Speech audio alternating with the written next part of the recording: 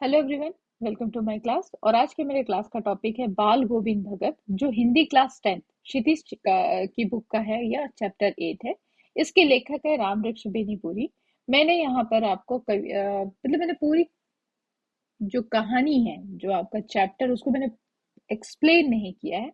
मैंने उसके पार्ट का सार दिया है और वो पार्ट का सार ही मैं आपको एक्सप्लेन करूंगी। साथ ही साथ आपको यहाँ पे कठिन शब्द मिलेंगे, जो भी डिफिकल्ट वर्ड्स आए, और उसके साथ सारे क्वेश्चन आंसर्स है। पैराग्राफ के साथ जो क्वेश्चंस उसमें आ रहे हैं, मैंने उनके साथ ही उसको एक्सप्लेन किया है। तो लेट्स स्टार्ट। पार्ट का सार है ये। बाल गोविंद भगत मंझोले कद के गोरे चिट्टे आदमी थे। उनकी उम्र 60 वर्ष के से ऊपर थी और बाल पक गए थे। वे लंबी दाढ़ी नहीं रखते थे और कपड़े बिल्कुल कम पहनते थे। ये बाल गोविंद के बारे में बता रहे हैं कि छोटे से इंसान थे, ज्यादा लंबे नहीं थे और 60 उम्र के थे। बाल पक गए थे उनके, लंबी दाढ़ी नहीं रखते थे, मतलब लंबी दाढ़ी नहीं रखते थे और कपड़े बिल्कुल कम पहनते थे। कमर में लंगोटी पहनते और सिर पर कबीर पंथियों की ही सी कनपटी टोपी। सर्दियों में ऊपर से कंबल ओढ़ लेते। वे गृहस्थ होते हुए भी सही मायने में साधु थे। देखो, कबीरपंथी लोग जो होते हैं, जो कबीरा, ओके ना, जो कबीरा को मानते हैं, उनके लिए ये होता है कि इस संसार में सारी चीजें भौतिक है। ओके, जो जितना आपकी जरूरत का है, जितने आपको जरूरत है, वही आपके लायक है। तो ये गृहस्थ थे, मतलब इनकी पत्नी थी, इनके बच्चे थे, लेकिन ये फिर भी सही मायने में साधु थे। ठीक है। माथे पे रामनानी चंदन का टीका और गले में तुलसी की जड़ों की बेडोल माला पहने रहते।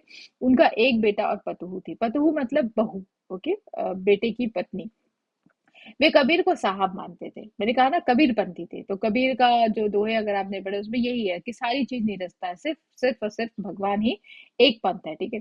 किसी दूसरे की चीज की नहीं छूते और ना बिना किसी वजह किसी से झगड़ा करते। उनके पास खेती बाड़ी थी तथा साफ सुथरा मकान था। खेत से जो भी उपज होती थी, उसे पहले सिर पर लाद कर कबीर पंथी मठ ले जाते और प्रसाद स्वरूप जो भी मिलता उसी से गुजारा बसर करते थे। मतलब इतना ज्यादा वो कबीरपंथी के से जुड़े हुए थे कि अपने खेत में जो भी पहली फसल जो आती है, उसको क्या करते थे, कुछ उसका हिस्सा निकाल कर वो कबीरपंथी पट में पहुंचा दिया करते थे।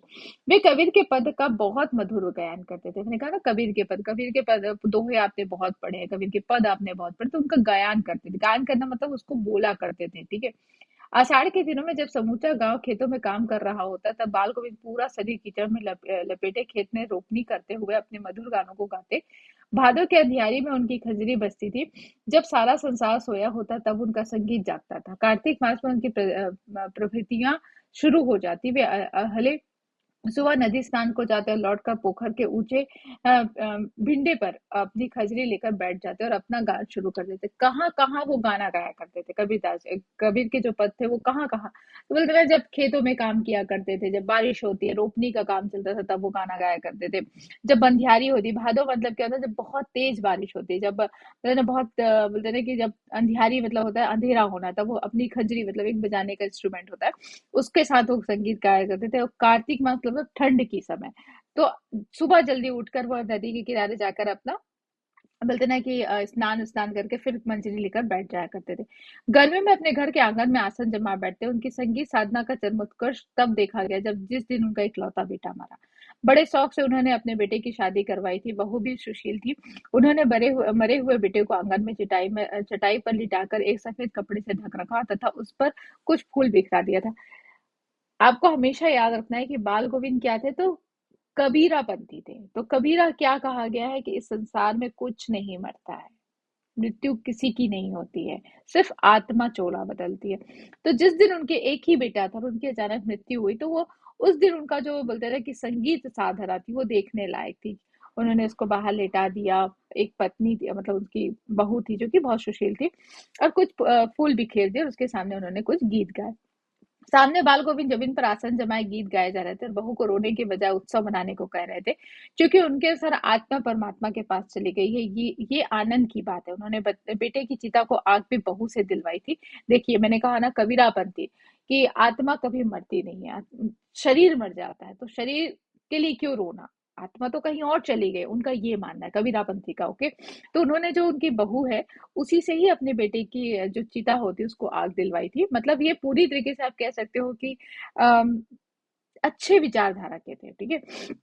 जैसे ही श्राद्ध की अवधि पूरी हुई, बहू के भाई को बुलवाकर उसका दूसरा विवाह करने का आदेश दिया। बहू जाना नहीं चाहती थी, साथ ही साथ रहकर उनकी सेवा करना चाहती थी, परंतु बाल गोविंद के आगे उनकी एक ना चली। उन्होंने दलील अगर वो नहीं गई तो वे घर छोड़कर चले जाए। उन्होंने क्या किया, जैसे ही कुछ अवधि होती है, अवधि मतलब द टाइम, उनके बेटे के मतलब होता है ना, उनके बेटे के मरने के बाद कुछ समय जब बीता तो उन्होंने जो बहू थी उसके भाई को बुलवाया और उनको उसके घर भेज दिया और कहा इसकी दूसरी शादी कर देना। और बहू जाना नहीं चाहती थी तो उन्होंने कहा कि अगर तुम नहीं जाओगे तो मैं घर छोड़कर चला जाऊंगी। बाल गोविंद भगत की मृत्यु भी उनके अनुरूप ही हुई। वे हर वर्ष गंगा स्नान को जाते। गंगा 30 कोस दूरी पर पड़ती थी, फिर भी वे पैदल ही चलते थे। घर से खाकर निकलते तथा पास वापस आकर ही खाते थे। बाकी दिन उपवास पर, किंतु सब अब उनका शरीर बूढ़ा हो चुका था। इस बार लौटे तो तबीयत खराब हो चुकी थी, किंतु वे नेम नेम व्रत छोड़ने वाले न थे। वही पुरानी दिनचर्या शुरू कर दी। लोगों के मन किया, परंतु वे टस से मस न हुए। मना किया। एक दिन अंधिया में गाया, परंतु भोर में किसी ने गीत नहीं सुना। जाकर देखा तो पता चला बाल गोविंद भगत नहीं रहे। और जो उनका नित्य कर्म था, जो उनका डेली का काम था, लेकिन हमने जब पहले ही पढ़ा कि जब हम वो 60 वर्ष के हो चुके थे और बोलते ना कि अब शरीर धीरे धीरे दुर्बल होते जाता है, धीरे धीरे कमजोर होते जाता है, तो उनका शरीर भी कमजोर होने लगा था। वो उपवास किया करते थे। समय आया तो उन्होंने उपवास किया, लेकिन लोगों ने उन्हें मना किया कि आपकी तबीयत खराब, लेकिन उन्होंने नहीं माना। और उन्होंने एक दिन आया ऐसा कि रात को उन्होंने शाम के समय, संध्या मतलब शाम के समय, उन्होंने गायन किया, गीत गाया। और जब सुबह लोगों ने देखा तो वो चल बसे थे। खेती बाड़ी से जुड़े ग्रह से बाल गोविंद बन के अपनी किन चारित्रिक विशेषताओं के कारण साधु कहलाते थे? क्या कारण था कि उन्हें हम साधु कहते? क्वेश्चन आंसर सर, पाठ से ही रिलेटेड है सारे। बाल गोविंद आदर्शों पर चलते थे, तो कबीरापंथी थे वो। झूठ नहीं बोलते थे, कभी किसी के साथ लड़ाई झगड़ा नहीं करते थे, किसी की चीज नहीं छूते थे। और जब उनके यहाँ पहली बोलते हैं ना कि क्रॉप आती थी, फसल आती थी, तो उसे पहले वो कबीरापंथी पर देते थे। जो बच जाता था वो उसे लेकर आते थे, और वो बिल्कुल भी लालची नहीं थे। तो ये क्या है, उनकी चारित्रिक विशेषता है। ठीक है, तो ये क्वेश्चन तो बहुत फंसता है, मतलब बहुत आता है। भगत ने अपने बेटे की मृत्यु पर अपनी भावनाएं किस तरह व्यक्त की थी, तो उसको चटाई पर लिटा दिया था, सफेद चादर उसके ऊपर उड़ा दिया था, थोड़े फूल डाले और दिन भर उस पे गाना गाते रहे। वो दिन भर उस पे भजन करते रहे। और इवन बहू को कहा कि तुम रो मत, ये उत्सव मनाने का दिन है। क्यों उत्सव मनाने का दिन है? क्योंकि जो आपकी आत्मा है वो परमात्मा के पास चली गई। सारा आंसर दिया हुआ है, मैं बस उसको थोड़ा सा और एलाबोरेट कर दे रही हूँ, उसको और थोड़ा सा डिस्क्राइब कर दे रही हूँ। भक्त के व्यक्तित्व और उनकी वेशभूषा में का अपने शब्दों में चित्र प्रस्तुत की किस तरीके से वेशभूषा पहनते थे। तो वो बोलते ना, ज्यादा कपड़े पहनना पसंद नहीं करते थे, कबीरा के आदर्शों को मानते थे, गंगा स्नान को जाते थे, वेशभूषा में बोलते ना साधु जैसे लगते थे, राम नामी टीका लगाया करते थे, तुलसी की माला पहने। ये देखिए, आप इन सारी चीजों को ना पॉइंट वाइज याद कर सकते हो, तो आपके लिए बहुत इजी हो जाएगा। ठीक है। बाल गोविंद भगत की दिनचर्या लोगों के अचरज का कारण क्यों थी? क्योंकि वो दिन जिस तरह की दिनचर्या, मतलब क्या था, डेली रूटीन। ओके, वो कभी भी, चाहे सर्दी हो, गर्मी हो, बरसात हो, जो भी मौसम हो, अपना डेली रूटीन वो फॉलो किया करते थे। फॉलो करना मतलब उसका पालन किया करते थे। वो कभी मौसम के अनुसार अपने आप को नहीं बदलते थे। ठीक है। तो यहाँ पे सारी चीजें है कि बादल जब आते थे तो वो अपनी आधी रात को बैठकर बोलते थे कि गंगा स्नान को जाया करते थे, गीत गाया करते थे। तो ये सारी चीजें वहां पर है। पाठ के आधार पर बालगुरु भगत के मधुर गायन की विशेषता है, ये बहुत इंपॉर्टेंट है। उनका जो कंठ था वो सुरीला था, और वो जब भी गाया करते थे तो वो कबीर के गीतों को दोहराया करते थे। कबीर के दोहे हैं, कबीर के पद है, इनको दोहराया करते थे। देखिए, कबीर का अगर आपने जितनी भी कविताएं पढ़ी है, जितना भी आपने बोलते हैं ना कि दोहे पढ़े हैं, ये बात सत्य है कि कबीर के दोहों से आप बहुत कुछ सीख सकते हो। जीवन के लिए बहुत उपयोगी होते कवि के दोहे। तो बस ये समझ लीजिए कि वो कवि को ही माना करते थे, क्योंकि वो कबीरापंथी थे। ठीक है। कुछ मार्मिक प्रसंगों के आधार पर यह दिखाई देता है कि बाल गोविंद भगत प्रचलित सामाजिक मान्यताओं को नहीं मानते थे। पाठ के आधार पर उन प्रसंगों का उल्लेख कीजिए। जैसे पुत्र की जब मृत्यु हुई तो उनका जो बोलते हैं ना कि क्रियाक्रम होता है, जो भी बोलते हैं ना, जब कोई मरता है तो उसका जो आग लगाने का कार्य होता है वो या तो उसके पिता को करना था, या तो उसका भाई होता तो वो करता। लेकिन उसने यह काम किसको दिया? तो अपनी बहू को दिया। तो वो सामाजिक मान्यताओं को नहीं मानते थे। ठीक है। दूसरी चीज की विवाह, जब पुत्र उनका जब पुत्र का स्वर्गवास हो गया तो उन्होंने अपनी बहू का पुनः विवाह करवाया, जो कि हमारे यहाँ प्रथा के अगेंस्ट है। मतलब ये हमारी सामाजिक मान्यताओं के अनुसार नहीं माना जाता है। और वो हमेशा साधुओं की तरह भिक्षा मांगकर खाने के विरोध होती है। वो ये नहीं मानते थे कि अगर आप साधु हो तो भिक्षा मांग कर बोलते हैं ना कि जीवन यापन करो, आप मेहनत करो। वो मेहनत भी करते थे, पर वो बहुत हद तक साधु का जीवन भी जीते थे। तो ये उनके सामाजिक जो मान्यताओं को थी, जो उनको पसंद नहीं थे, और उसको वो फॉलो नहीं करते थे या उसको वो मानते नहीं थे।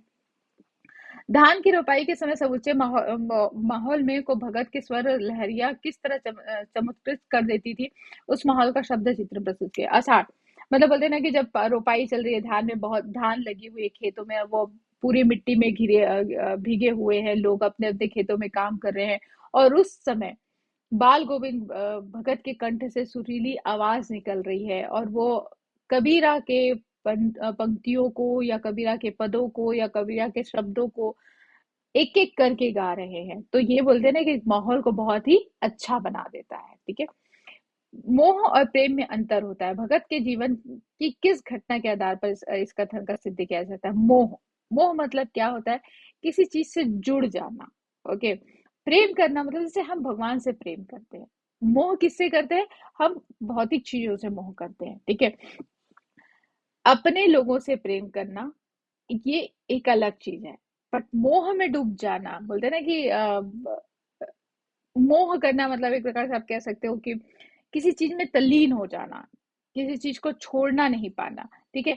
तो मोह और प्रेम की निश्चित अंतर होता है। मोह में केवल मनुष्य मनुष्य केवल अपने स्वार्थ की चिंता करता है, लेकिन प्रेम वो होता है जो प्रियजनों के लिए, हित के लिए होता है। ठीक है। तो मतलब क्या है ना मैंने, कि मोह ऐसे कि जैसे किसी चीजों का प्रेम करना, किसी चीज से अलग ना हो पाना, लेकिन प्रेम वो होता है जहां पर आप अपने लोगों से प्रेम करते हो, अपने भगवान से प्रेम करते हो, आप भगवान के बोलते थे कि आप उसके पास जाना चाहते हो, लाइक दैट। ओके।